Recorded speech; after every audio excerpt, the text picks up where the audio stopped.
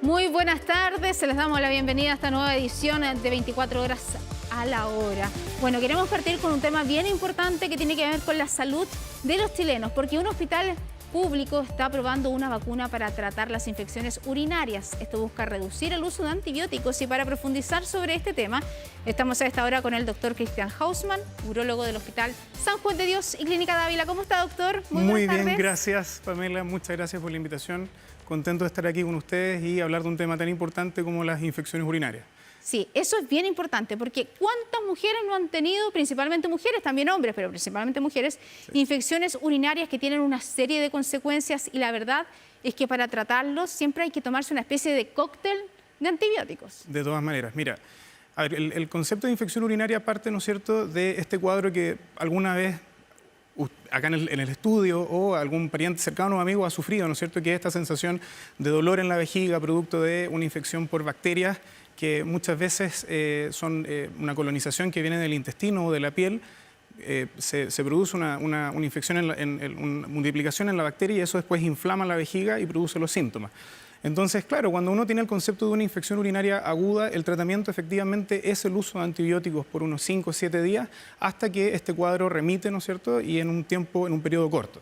Pero es muy frecuente, generalmente hay factores de riesgo que pueden predisponer a los pacientes a sufrir esto.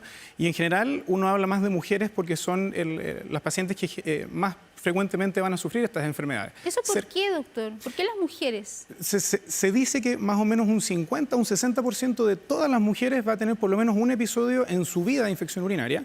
Y después hay otros porcentajes en que hay recurrencias, ¿no es cierto? Hasta un 30% un segundo episodio y hasta un 3 a un 6% más episodios. Entonces, todo esto es producto de ciertos factores que las hacen más, las predisponen a sufrir infecciones urinarias, como por ejemplo, primero, la diferencia anatómica, ¿no es cierto?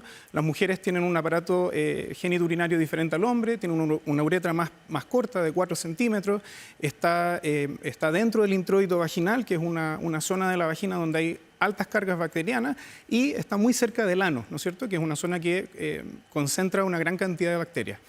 Junto con eso, las mujeres podemos dividirlas como en dos grupos, las mujeres antes de que les llegue la menopausia, una edad fértil, y las mujeres posmenopáusicas.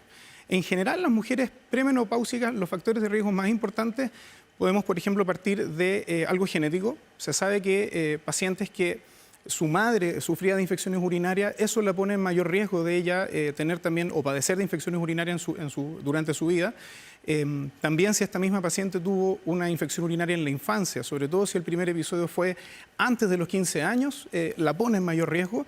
Y ya en la vida adulta, adolescente, cuando empiezan sus actividades sexuales también, el sexo penetrativo, ¿no es cierto?, y la frecuencia sexual y el número de parejas también las pone en riesgo, ¿de acuerdo?, junto con otros factores como por ejemplo algunas herramientas anticonceptivas como los espermicidas también están descritos.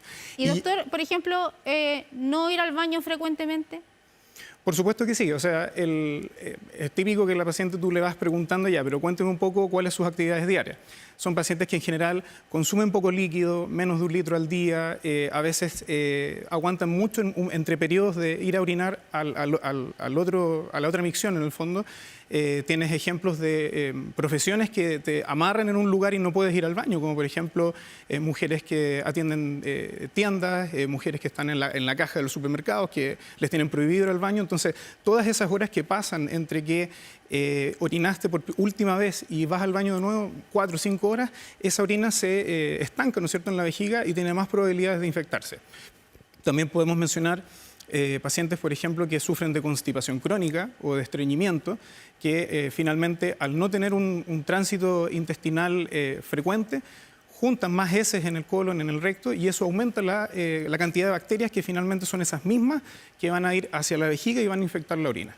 Y usted señalaba que estaba el otro grupo de mujeres, porque es premenopausia y el otro es claro, y el menopausia. posmenopausia, ahí se agrega, lamentablemente, bueno, el estrógeno que producen los ovarios finalmente es una hormona protectora. ¿Por qué? Porque mantiene un ambiente genitourinario sano, en el sentido de que protege a ciertas bacterias que van a ser precursoras de salud, que son, por ejemplo, los lactobacilos.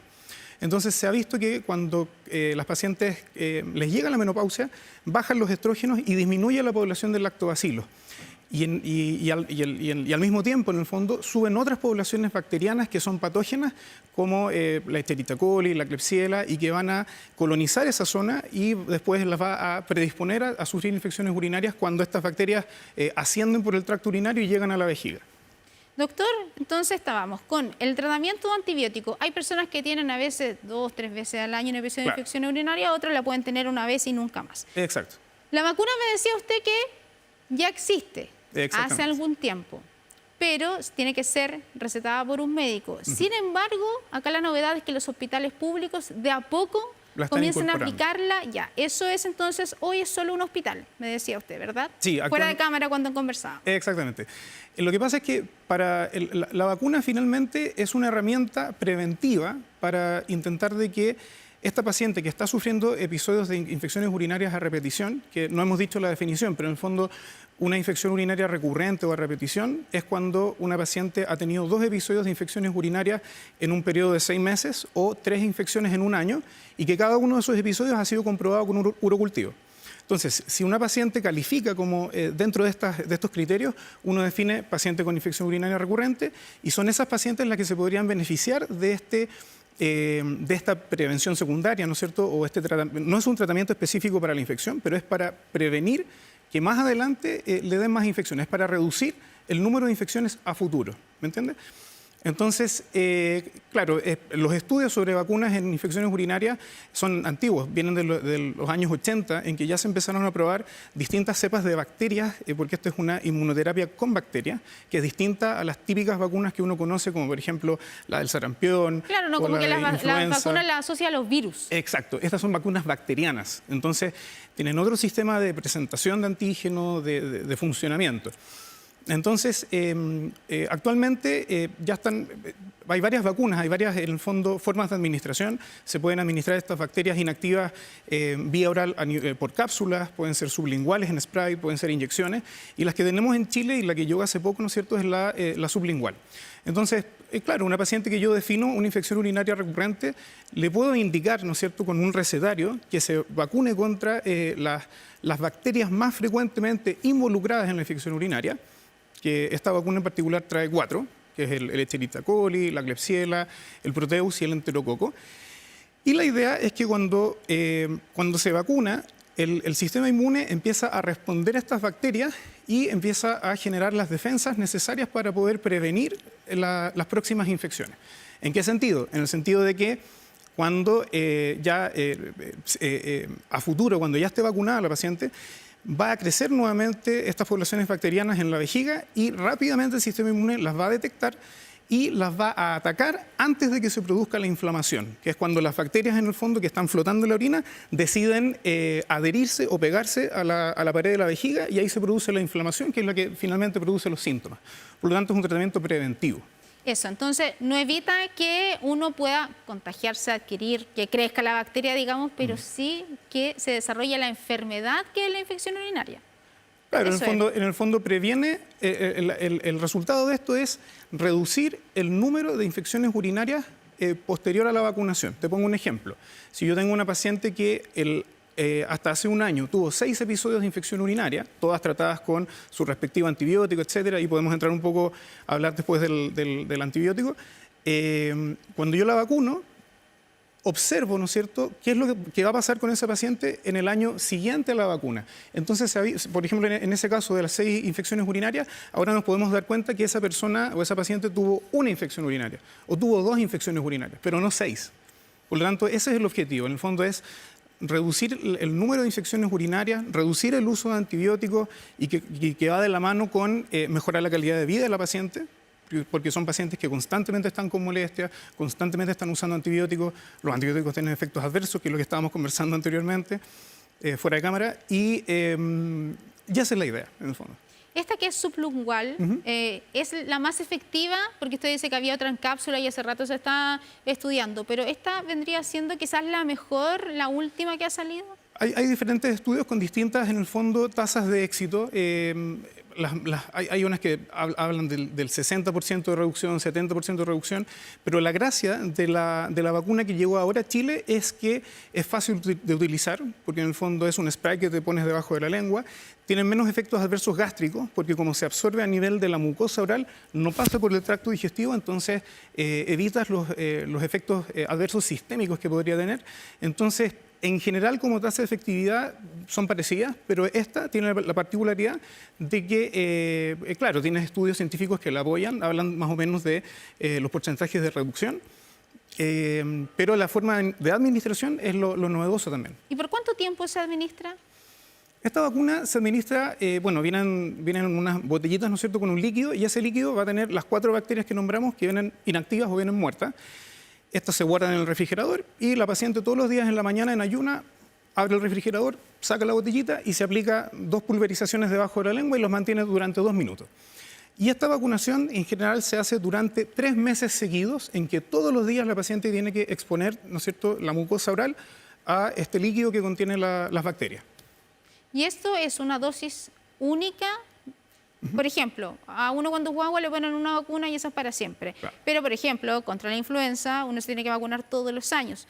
¿Cómo funciona en este caso? ¿Una vez o todos los años? Claro, en el fondo eso es, tú sacas a colación como el tema del refuerzo, Claro. ¿no es cierto? Mira, va a depender específicamente de cómo responda el sistema inmune de cada persona. Porque si yo tengo una persona que la vacuno con esto y tiene un sistema inmune que reacciona rápidamente y genera las defensas, seguramente esa paciente va a mantener el efecto durante más meses o más años que una paciente que tiene un sistema inmune, por así decirlo, inmunosuprimido, por ejemplo, una paciente diabética que sabemos que tiene dificultad de montar respuesta inmune. Por lo tanto, no hay una respuesta como para decirte se repite todos los años en tal fecha, sino que se va evaluando, ¿me entiendes?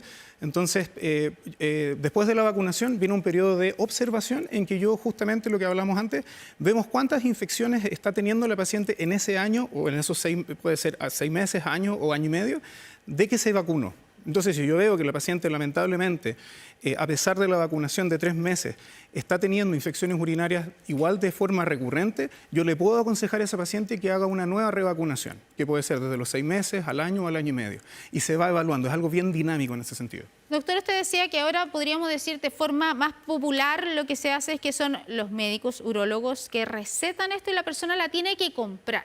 Exactamente. Pero es un hospital la que la está implementando ahora de forma gratuita, ¿verdad? Exactamente. Actualmente el hospital que la incorporó a su arsenal de terapéuticos es el Hospital Sotero del Río. Y en ese sentido es un gran avance porque finalmente todas las vacunas tienen un costo, ¿no es cierto? Y es una patología que, si sacas la cuenta, puede afectar hasta un 3 a un 6% de las mujeres. Entonces, si uno multiplica, son hartas mujeres. O sea, de hecho, en mi consulta yo creo que de 3 de cada 5 me preguntan por el mismo síntoma o enfermedad. Entonces es un gran avance el hecho de que uno pueda otorgar esta vacuna que tiene tantos beneficios de manera gratuita a pacientes, sobre todo en pacientes FONASA, que muchas veces no tiene todos los recursos necesarios para poder adquirirla. ¿Es una vacuna cara? A propósito que dice que no tienen todos los recursos para adquirirla. Es una vacuna que se parece similar al resto de las vacunas que andan circulando para otras, en el fondo, patologías. O sea, si por ejemplo puede que haya una paciente que le ofrezcan el tratamiento, pero de repente para esa paciente va a seguir siendo más económico el antibiótico. Por supuesto, porque el antibiótico, si es por ejemplo del servicio público, va a necesitar consultar a un consultorio o a un hospital y ahí el antibiótico se lo van a dar de manera gratuita. En cambio, invertir en una vacuna finalmente muchas veces es más difícil, ¿entiendes?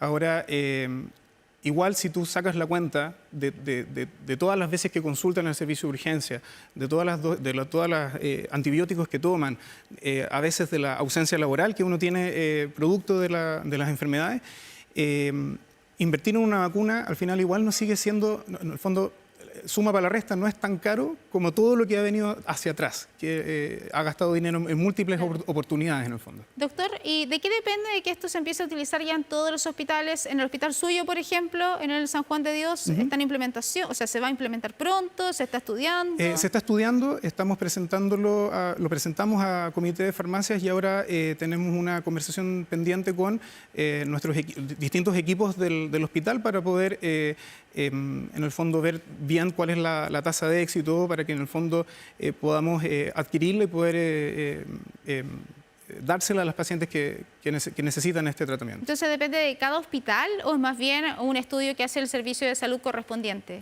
O sea, el ISP en fondo ya la autorizó, se puede utilizar y de hecho por eso lo estamos utilizando hace 1 año y medio. El tema es que como es un producto nuevo, ¿no es cierto?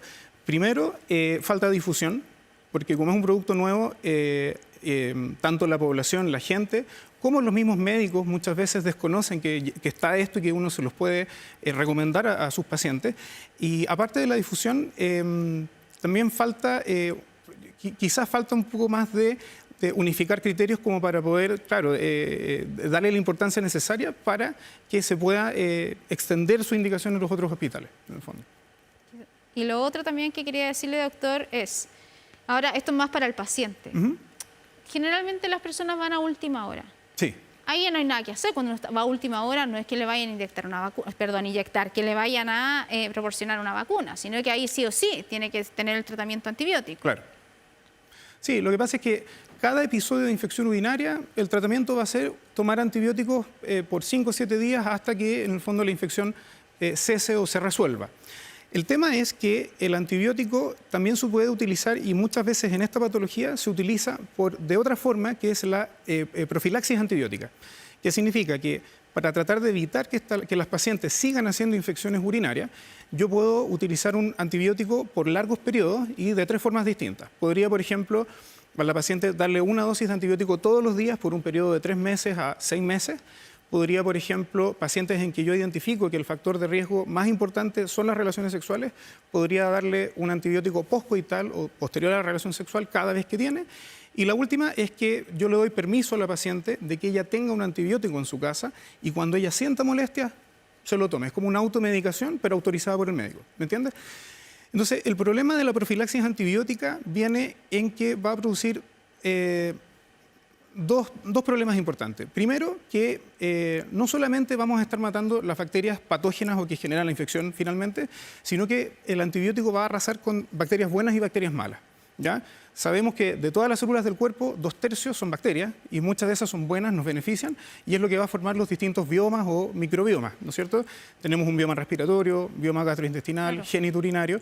Entonces, el uso de antibiótico finalmente destruye a estas bacterias y produce otras complicaciones como, por ejemplo, problemas gastrointestinales, disbiosis o desregulación bacteriana.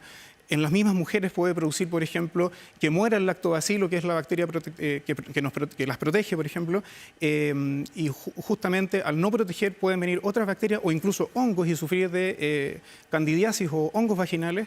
Y el otro gran problema es la resistencia antibiótica, que eso es un problema muy importante que estamos viendo hace algunos años, en que las bacterias, antiguamente, cuando se descubrió la penicilina, ninguna bacteria había sido expuesta a antibióticos, por lo tanto, todas morían.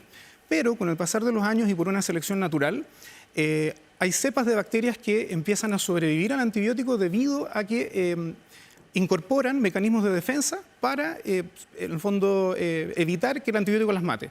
Es como le digo a mis pacientes, estas bacterias empiezan a conseguir chalecos antibalas contra los antibióticos. Por lo tanto, si antiguamente yo te podía tratar la infección urinaria con ciprofloxacino, cefadroxilo, nitrofurantoína, que son los de primera línea, ahora ya en las próximas infecciones urinarias tengo que ocupar antibióticos de mayor potencia, más caros y muchas veces se nos acaban las alternativas vía orales. Y los pacientes necesitan, por ejemplo, antibióticos endovenosos, antibióticos intramusculares. Por lo tanto, eso, la resistencia antibiótica y las consecuencias del uso prolongado de antibióticos es algo que tenemos que también tener sobre la mesa y que eso nos motiva a tratar de buscar otras alternativas sin antibióticos para prevenir en el fondo esta enfermedad. Y ahí es donde entra esta vacuna o esta herramienta innovadora, ¿no es cierto?, que estamos tratando de incorporar.